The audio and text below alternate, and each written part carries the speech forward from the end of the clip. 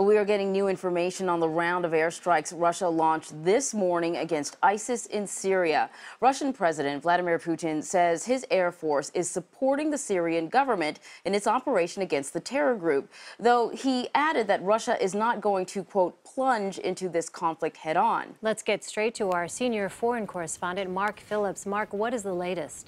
The Russian announcement that they've begun airstrikes against the so-called Islamic State in Syria comes after a rubber-stamp unanimous vote in the Russian parliament today, and it apparently didn't take long for the strikes to happen. The Russians say they struck what they called ISIS weapons and communication depots.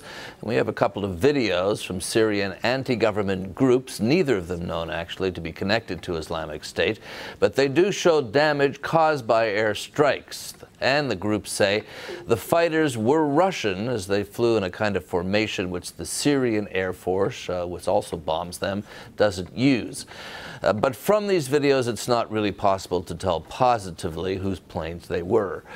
Moscow had given Washington just an hour's notice that it was launching the airstrikes, and it asked that the U.S. And its allies stay out of Syrian airspace while Russian jets were in the air.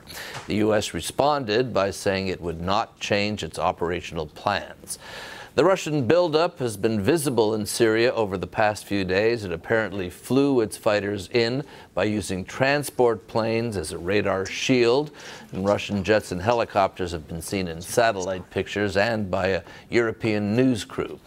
The Russians are acting, they say, in support of the Assad regime's war against what they call terrorists, and this is the first time, and significantly so, since the fall of the Soviet Union, that Russian planes have been active in the Middle East. Marie, Elaine? Mark, do we have any idea what were the specific targets? Well, the Russians say they were communication and arms depots. The footage that we've seen, there's no way of actually corroborating that we were looking at the same flights that the Russians were talking about.